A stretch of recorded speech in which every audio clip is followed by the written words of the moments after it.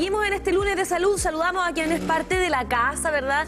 Nuestro doctor que nos acompaña en distintas veredas para ir conociendo desde lo inmunológico cómo poder prepararnos, ¿verdad? Para esta temporada donde se nos vienen bastantes, ¿cierto? Enfermedades un tanto complejas y es que no son bien tratadas. Bienvenida, doctor Oscar Venegas, inmunólogo.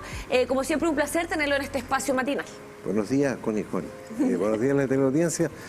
Bueno, en general, la idea es no vivir con miedo. Exactamente. Pero sí tomar algunas precauciones, sobre todo en los meses, digamos, fríos y de cambio brusco de temperatura, ¿ya? En la cual estamos. Y de alguna u otra forma, más del 50% de la población yo creo que ya ha tenido algunos embates de resfrío, ¿no es cierto?, en los cuales hemos estado congestionados, a veces con un poco de temperatura, ¿no es cierto?, y decaimiento, ¿no? ¿Y qué nos dice eso? Abrigarnos. Abrigarnos y no solamente eso, no exponernos a cambios bruscos de temperatura. Por eso la iniciativa de usar una bufandita. Aquí es donde la madre, todas las madres que nos están viendo, los padres, la casa, ponte la chaqueta, no andes descalzo. Todo eso tiene un motivo. No es porque sí. No, hace juicio. Más abrigado que hijo único. Claro, hace juicio. Abrigarse sobre todo, digamos, en los cambios de temperatura cuando se sale en la mañana hacia el colegio, ¿no es cierto?, los escolares, o hacia el ámbito del trabajo o a comprar temprano. O sea, ahí tiene que tener cuidado. Y al final de la tarde también, o sea, evitar, digamos, los enfriamientos. Aquí yo hago inmediatamente la pregunta que se me viene a la cabeza con respecto a lo que me pasa a mí. Que aquí tengo la discusión con quien es el padre de mi hijo y me dice, no, es que no hay que ponerle la chaqueta, voy a hacerlo. No, tú, Patrick, no. que estás viendo. Tú que estás viendo, a ver, aquí vamos a resolver nuestra disputa. Aquí es lo siguiente. Salgo en la mañana con los niños y me dice, no puedes ponerle la chaqueta porque en el auto no puede estar con la chaqueta puesta. Y yo, pero ¿cómo lo vamos a someter a este cambio de temperatura? Y me dice que no, que tengo que llevarlos con el polerón, sentarlos al auto, sin la chaqueta puesta y poner la chaqueta antes de que se bajen al colegio. ¿Cuál es la realidad? ¿Qué es lo que tenemos que hacer efectivamente? ¿Ponerle la chaqueta antes de salir de casa? Sacarlos como un lulito así. Claro, o ponerle la chaqueta luego y subirlo solamente con el buzo, digamos. Claro, fundamentalmente, sí, abrigarse, ¿no? Salir con polera, ¿ya? Sobre todo si va a salir entre las 7 o 9 de la mañana, está helado. Y el cambio va a ser brusco de temperatura. Y ahí, fundamentalmente, abrigar lo que es el cuello y, sobre todo, la zona de las vías aéreas altas. ¿Pero las parcas se ponen o no en el automóvil? Si está, o sea, en el vehículo no, porque si son niños, claro, van a moverse y van a sudar. Y ahí va a ser el otro tema, que van a llegar sudados, ¿ya?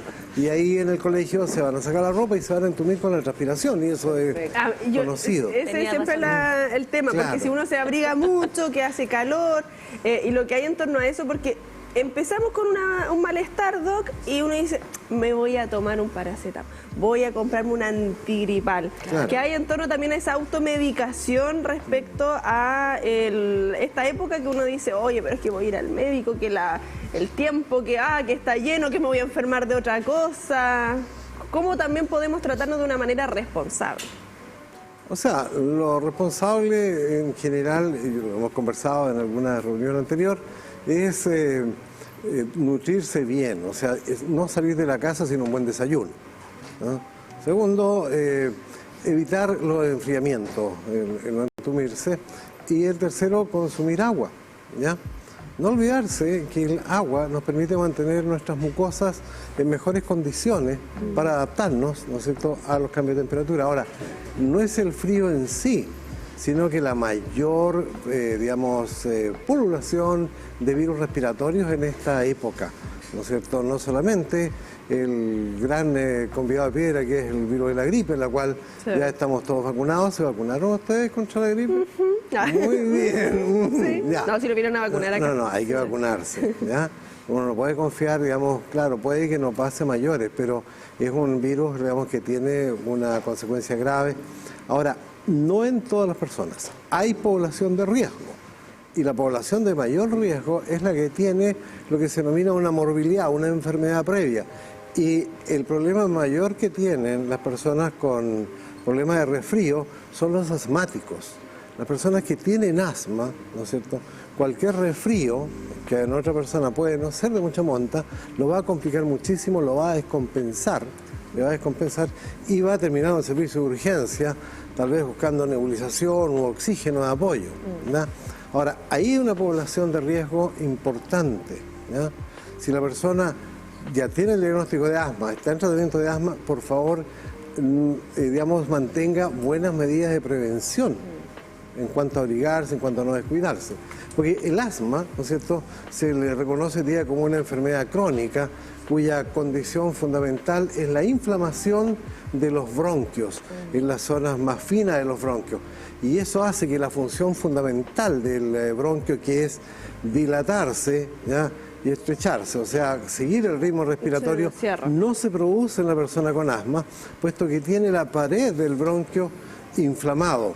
¿Ya? Este sería un bronquio de una persona con asma. Apretada. Y por eso el ronroneo que decíamos anteriormente. Claro, porque va a juntar secreciones, no va a drenar en forma adecuada, pero además tiene otro problema que va a limitar la oxigenación. Claro. O sea, va a terminar con un cuadro límite, digamos, de oxigenación. En cambio, en una persona con un bronquio normal, no asmático, puede tener algún resfrío, va a congestionarse, pero no se va a inflamar la pared bronquial en forma permanente. Ese es el riesgo de tener una crisis asmática severa, sí. Y ahí tenía un riesgo también de morbimortalidad importante. Esto consecuencia de lo siguiente. Ahí vemos la diferencia, ¿no es cierto?, un bronquio normal en que no está infiltrado de inflamación, el asmático asintomático, que si bien es cierto permite ventilar, pero el asmático en crisis, y las crisis fundamentalmente son gatilladas por, en esta época, infecciones respiratorias, junto con la contaminación ambiental, si tiene alergia a los ácaros del polvo, etcétera. Pero los grandes desencadenantes de las crisis asmáticas con riesgo de mortalidad y morbilidad son las infecciones respiratorias. Y aunque sean altas, aunque sea el rinovirus, el virus resfriado común, también se le ha visto involucrado en generar, digamos, cuadros severos, digamos, con alto riesgo. Y eso en el contexto, además de que mañana, ¿ya?, se recuerda y se plantea el Día Mundial del Asma, ¿ya? El Día Mundial del Asma es una iniciativa, digamos, que se tomó hace unos años atrás, ¿no es cierto?, con el objeto de, digamos, generar un mayor interés de la población en esta patología que aproximadamente abarca unos 460 a 500 millones de seres humanos en el mundo, ¿ya? Y es cargo más o menos de 400.000 fallecimientos anuales en el mundo, o sea, no es menor. Y el asma es una condición crónica. Ahora, tiene fluctuaciones, pero los agravantes mayores en invierno, insisto, son las infecciones virales. Así que en ese aspecto, digamos, reitero, digamos, el informarse, digamos, el lema de este año de GINA, que es la iniciativa global para el asma, ¿no? Y espero que el señor director muestre, digamos, la página de GINA con objeto de que las personas puedan acceder, digamos, a esta información. Es una página que está, como ustedes ven, en español, tiene una amplia gama de información disponible a pacientes, a profesionales en todo el mundo, ¿ya? Y este 7 de mayo, ¿no es cierto?, el lema, el tema es la educación sobre el asma empodera, o sea, empodérese, si es asmático, tiene un familiar con asma, por favor, infórmese bien. Esta es una página sin conflicto de intereses de tipo farmacéutico ni de ningún tipo, una página abierta de información. Doctor, ¿sabe qué importante que podamos hoy día tenerla aquí al servicio de la gente? Porque muchas mamás, por ejemplo, en mi caso, que tenemos hijos pequeños con asma, muchas veces no sabemos qué hacer, no sabemos encontrar la información necesaria para ir complementando también la vida de nuestro hijo o hija. Entonces, es súper importante poder tener páginas que nos acerquen muchas veces a estas y a otras patologías que son muchas veces complejas de tratar. Ahora, la pregunta es la siguiente, doctor. ¿Cuál es la importancia de nosotros saber ir a los especialistas cuando ya muchas veces la situación no da para más? Por ejemplo, en caso de que los niños ya lleven más de 5 compromisos de bronquitis durante el año, cuando las toses sean realmente excesivas a un nivel en que de verdad los niños no pueden respirar. ¿En qué momento se hace propicio entonces ir a los especialistas en caso de estar frente probablemente a esta patología? Cuando esto ya no es un resfrío, ¿no es cierto?, en 4 o 5 días ya va a menguar y se atenúa. pero esta persona continúa con síntomas, sobre todo si es niño, tiene tos al ejercicio, tos al reírse, y en la noche tiene crisis de tos, tiende a ahogarse, digamos, a faltarle el aire, hay sibilancia, hay silbido del pechito, como dicen, ¿no es cierto? Indudablemente acuda a su médico tratante, si es pediatra, ¿no es cierto?, médico general o médico familia, ¿no es cierto? Y en ese aspecto, en nuestro país, el asma está dentro de las patologías, digamos, que están, digamos, asociadas al apoyo del Estado y las instituciones de salud. Me refiero, está en el GES, ¿no es cierto? Y eso las personas tienen que saberlo, ¿ya? Pero lo más importante es que se informen. Por eso permití hoy día traer esta página de GINA, ¿no? Que es la Iniciativa Global para el Asma, de modo tal que tengamos acceso a la información, una información decantada, digamos, que no tiene conflicto de interés. Porque en los servicios de urgencia, a las 2, 3, 4 de la mañana, yo trabajé años durante el servicio de urgencia y realmente uno veía calamidades y preguntaba, ¿desde cuándo tiene estos síntomas? No, lleva como una semana. ¿Ya? ¿Y qué hace aquí a las 2, 3 de la mañana? Es que ya no puede más. Y el resto de los días anteriores. ¿Te fijas? O sea, hay un poco llamada a conciencia, sobre todo en el ámbito de la salud infantil, ya que si los niños tienen síntomas persistentes de tipo respiratorio, como lo hemos nombrado, por favor, digamos, lleve al niño en un horario que no sea prudente, a las 2, 3 de la mañana, porque va a empeorar, ¿ya? Y ese es un aspecto. Y en adultos, el mensaje vuelve a ser importante, ¿no es cierto? No fumar, evite el cigarrillo, porque no es que vaya a agravarse usted si no es asmático. A la larga sí va a tener problemas, ¿no? Se lo doy por sentado que va a tener problemas o cardíacos o de otro tipo, pero va a complicar el ambiente de las personas, digamos, que tienen problemas respiratorios como el asma. Sí, Doc, lo que hay también con adultos mayores, pensando en personas que tienen las enfermedades de base como el asma, y lo importante de mantener los tratamientos en orden. En un caso personal, mi mamá estuvo con una crisis asmática terrible, llegó saturando, ni me acuerdo, 86 creo, no, si estaba ya morada, a mí me tuvieron que sacar porque yo estaba histérica claramente, porque fue una cosa de segundos. Estábamos, dijo la Pato, mi mamá estaba haciendo sopaipilla, estaba en el calor ahí, era en mayo, fue hace 6 años. Y claro, ya probamos las sopaipillas, todo rico, hacía frío y fue al living, y el living es bien amplio, ventanal, todo, y no teníamos la estufa puesta ahí, y el cambio de temperatura, del comedor de diario con la cocina, que estaba todo temperado, y empezó con una tos típica, claro, asmática, o sea, la tos toda la vida, tose, y yo ya en un momento, yo como, ya, pues para, así como, y como que veo que no reacciona, no podía parar. En cosas, no sé, entre el miedo y todo, llegamos a un servicio de urgencia, que a buena hora tenemos uno cerca de la casa de mi mamá. Y claro, lo primero, y aparte una cosa súper, las uñas. Mi mamá tenía las manos... no, está con manicure permanente, entonces el saturómetro, no podían ver cuánto saturaba.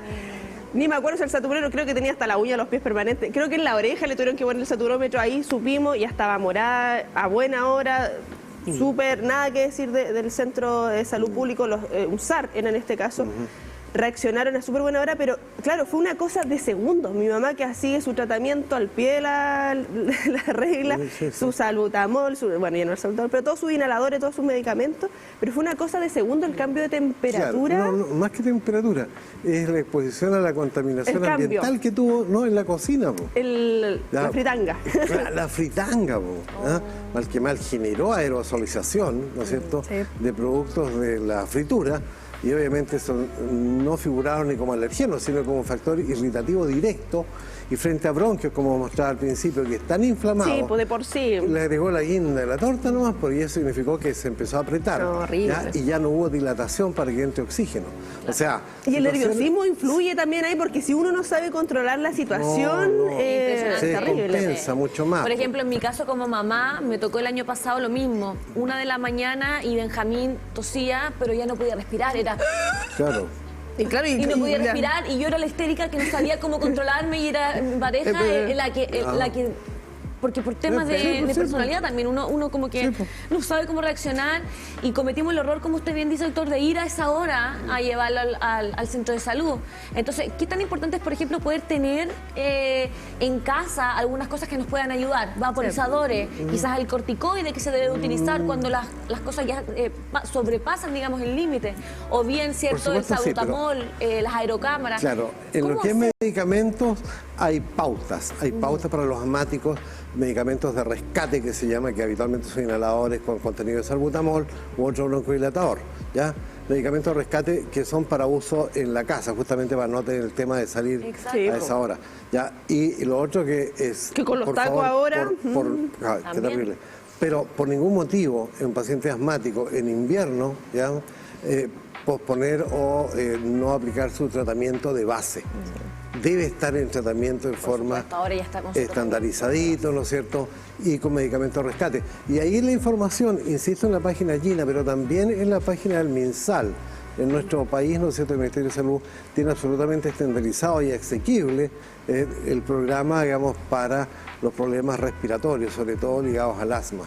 Incluso desde hace muchos años se partió en lo infantil con un programa de infecciones respiratorias agudas, puesto que eran, y siguen siendo las infecciones respiratorias agudas, el gran descompensante de los cuadros asmáticos de moderados, leves a severos en cosa de horas.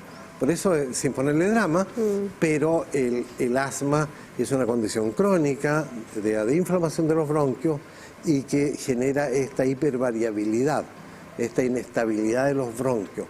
La persona bien tratada, adecuadamente manejada desde el punto de vista de su fármaco, de medidas ambientales, puede tener una vida absolutamente normal, practicar deportes. Hay campeones olímpicos, medallistas de oro, que son asmáticos, ¿ya? Y eso no quita, pero sí el adecuado manejo. Eso es importante para la familia también. Si hay una persona de la tercera o cuarta edad, ¿no es cierto?, revisar el velador, ¿no es cierto?, que no tenga una polimedicación, ¿ya? Sino que esté más o menos ordenado en pastillero, etcétera.